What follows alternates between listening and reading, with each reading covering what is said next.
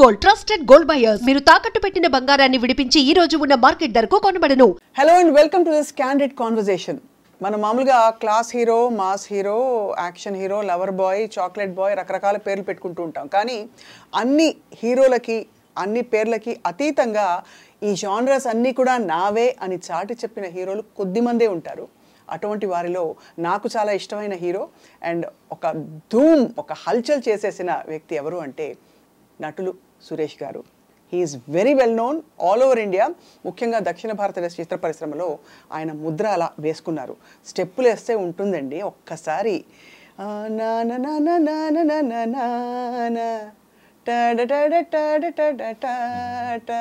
ఈ పాటలు ఒక్కొక్క పాట అంత సూపర్ హిట్ పాట. So it's a great pleasure honour to welcome Suresh గారు టు ఐ డ్రీమ్ స్టూడియోస్. నమస్తే సురేష్ గారు. ఐ డ్రీమ్ ప్రేక్షకులందరికీ నా నమస్కారం. Wish you very very happy new year 2025. Right now I'm having a fangirl moment.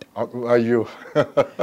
Because I think మీరు నిజంగానే you have surpassed all genres, all categories. అన్ని రకాల పాత్రలు వేసి ఒక సెన్సేషన్ ఒక టైంలో. సో ఇప్పుడు ఎలా ఉంది from there till now? Quite అయిపోయిందా లైఫ్? అదే అంటే ఈ సర్పాసింగ్ ఆల్ జానర్స్ అన్నారు చూడండి, అది I take it as a very big compliment అండి.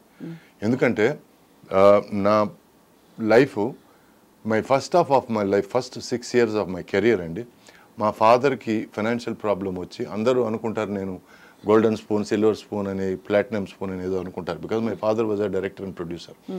బట్ రాముడు పరశురాముడు అనే ఒక సినిమా చేసి ఆయన ఫైనాన్షియల్గా బాగా దెబ్బతిని హార్ట్ ఆపరేషన్ అయ్యి ఆయన అప్పుడు 80s 34-35 లక్షలు ఉంటే తర్వాత 6 సంవత్సరాలు నేను యాక్టర్ అయ్యి వాటిని అన్నిటిని పూడ్చాను. ఈ 6 సంవత్సరాల్లో నేను చేయకూడని సినిమాలన్నీ కూడా చేశాను. 1 సంవత్సరం 18 సినిమాలు చేశాను తమిళ్లో. అవును. సో ఇది అందరూ ఏమనుకుంటారు, రికార్డు కోసం చేశాడు అనుకుంటారు. నేను డబ్బుల కోసం చేశాను యాక్చువల్గా.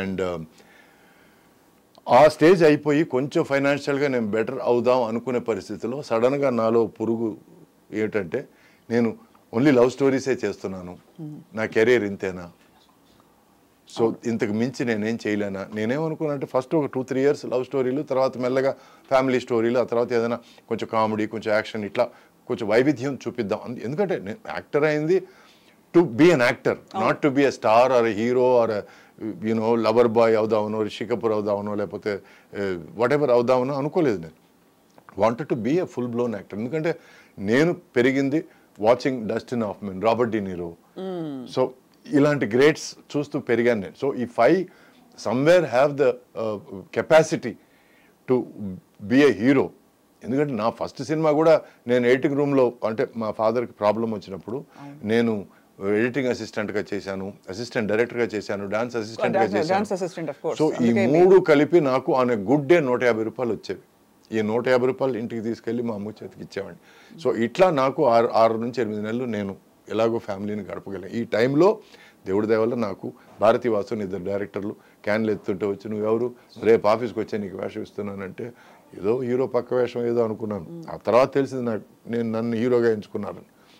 సో యథేచ్ఛగా వచ్చిన ఒక ఆపర్చునిటీ. నేను ఆ స్టేజ్కి వచ్చినప్పుడు ఇలాంటి వాళ్ళలాగా చేయాలి, ఇలాంటి వాళ్ళు చేసిన characters, Robert De Niro, Dustin Hoffman, ఈ పేర్లు చెప్పాను కదా, ఆల్ పచినో. సో ఈ 3 దేవుళ్ళు నాకు ఆ టైంలో.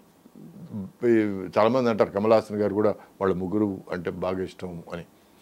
So there were the greats in the 1980s. So నేను అప్పులంతా మొత్తం మీద తీర్చేసుకొని ఇంక మనం కొంచెం రిలాక్స్గా ఉందాం, ఇప్పుడు డబ్బులు సంపాదించుకుందాం అనే టైంలో నాకు ఈ పురుగు స్టార్ట్ అయింది. నేను ఐఎమ్ గెటింగ్ స్టక్ లవ్ స్టోరీస్లో, so I need to do something else అని నా ప్రొడ్యూసర్ని పిలిచి వేరే కథలు ఏమన్నా ఉంటే చూద్దాం, ఫ్యామిలీ స్టోరీస్ కానీ కొంచెం ఏదైనా థ్రిల్లర్స్ కానీ ఏదైనా చూద్దామంటే, ఎందుకయ్యా నువ్వు బాగున్నావు కదా, సినిమాలు నువ్వు 10 రూపాయలు ఖర్చు పెడితే 12 రూపాయలు వస్తుంది, 2 రూపాయలు మాకు మిగులుతుంది, నువ్వు తింటావు మేము తింటావు అని ఇలా మాట్లాడారు తప్ప ఎవరు ముందుకొచ్చి నాకు దే రెఫ్యూజ్డ్ అండి. చేస్తే నీతో లవ్ స్టోరీస్ చేస్తాం, లేకపోతే వేరే హీరోయిన్ చూసుకుంటాం అంటే అప్పుడు I had to take a decision. అప్పుడు ఒక ఇల్లు కడుతున్నాను, ఒక 40% అయింది. ఈ టైంలో common sense is okay fine, ఇంకో 2 సంవత్సరాలు ఇట్లాగే 2-3 సంవత్సరాలు గడుపుదాం, ముందుకు ఇల్లు చక్కబెట్టుకుందాం. బట్ నాకు కామన్ సెన్స్ అని ఏమి లేవు కదా అని చెప్పాను. నన్ను నువ్వు రిజెక్ట్ చేసినప్పుడు, వేరే దేనికి నేను పనికిరాను అనుకుని రిజెక్ట్ చేసినప్పుడు, నేను ఇంక నీ సినిమా చేయను అని ఇలా 11 సినిమాలు చేయలేదండి. 11 ఫిల్మ్స్.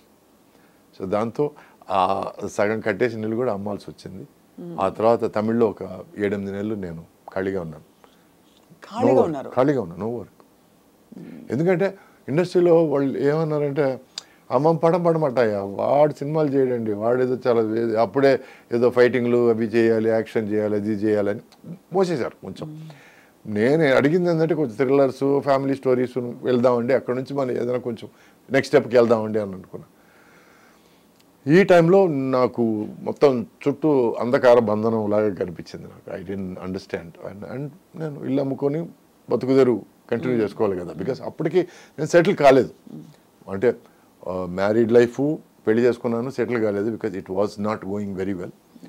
అండ్ ఈ కెరియర్ కూడా ఇలా జరిగినప్పుడు నేను ఇంక వేరే దారి లేకుండా నేను అక్కడ సురేష్ ప్రొడక్షన్స్ ఆఫీసు నాయుడు గారిని కలవడానికి వెళ్ళాను.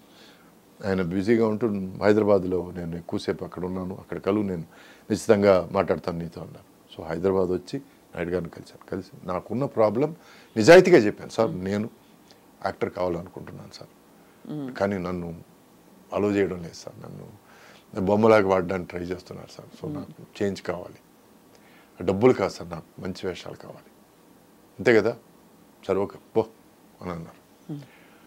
మా ఫాదర్కి ఆయనకి బాగా పరిచయం అండి. సో నేను ఎందుకో ఆయన్ని అంకుల్ అని పిలవాలనిపించలేదు. అదే అంత రెస్పెక్ట్ ఆయన మీద as a producer, as a Pioneer, as a visionary. So ముందు నుంచి ఇప్పటివరకు నాయుడు గారనే పిలిచాను నేను. చిన్నప్పుడు ఏమైనా తెలియకుండా పిలిచుండొచ్చు కానీ అంకుల్ అని. బట్ కరెక్ట్గా అండి మీ నంబరు ఒక 15-16 డేస్ తర్వాత అక్కడ నుంచి ఫోన్ వచ్చింది, ఇట్లా పుట్టింటి పట్టుచేర సినిమా.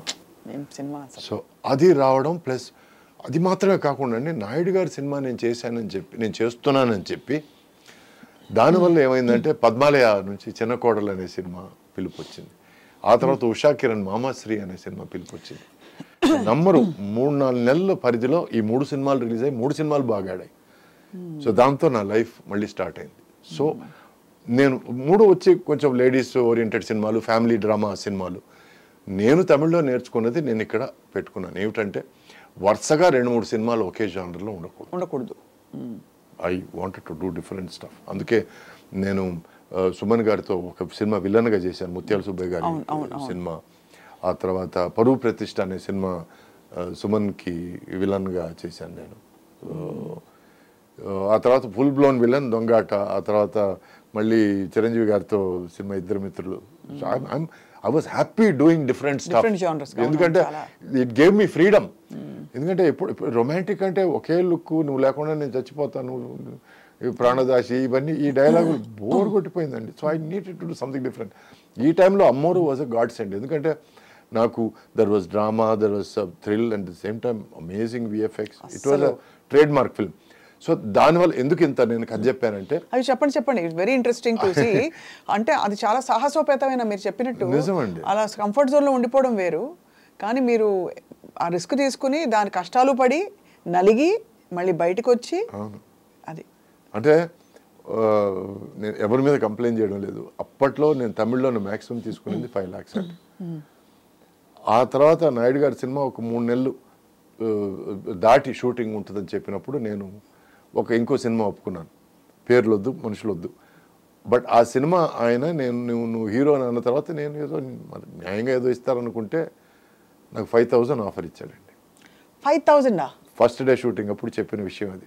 సినిమా మొత్తం అంటే ఏ బేసిస్ మీద అలా అన్నారు? అప్పుడు మీరు ఎలా ఫీల్ అయ్యారు?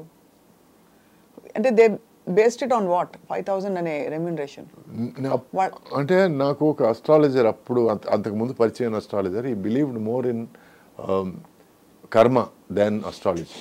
సో ఎవరైనా ఎందుకు చేస్తారంటే, ఎనీ టైం నీకు భయంకరమైన దుర్భరమైన ఒక పరిస్థితి ఏర్పడింది అని అంటే that means you are paying for your past mistakes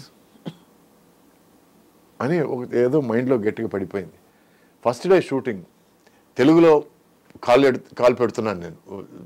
ఆ టైంలో వచ్చి నేను I can't walk out of the film. సరే చూద్దాం అని, సరే సార్ మీ ఇష్టం సార్ అని చెప్పి నేను ఆ సినిమా చేశాను.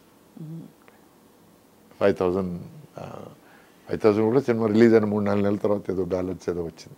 బట్ అప్పటికే నేను షూటింగ్లో ఉన్నాను. నేను నాయుడు గారి సినిమా షూటింగ్లో ఉన్నాను. ఆ సినిమాకి 40 రోజులు కష్టపడ్డాను. మామూలు కష్టం కాదు. అంటే అప్పటిదాకా డిలక్స్ రూమా సూట్ రూమా అని మాట్లాడేవాడిని. ఒక 2-3 ఆర్టిస్టులతో ఒకే రూమ్లో ఉండి షూటింగ్ చేశాను. కరెక్ట్. అది మన సమాధాన పడడం చాలా కష్టం. Because somewhere you blame your self. నేను కరెక్ట్గా డెసిషన్ తీసుకున్నానా అంటే అది ఆ నేర్పిన గుణపాఠం ఏంటంటే మనం కంఫర్ట్ జోన్లో ఇంతకాలం ఉన్నాము. నేను ఆ కంఫర్ట్ జోన్ వద్దని నేను డిసైడ్ చేసుకున్న తర్వాత ఇంత బ్యాడ్ టైం నేను చూస్తున్నానంటే ఏదో నిజంగా మంచి టైం ఏదో ముందుంది అనే ఒక చిన్న నమ్మకం, ఏదో ధైర్యం. బట్ అలాగే జరిగింది.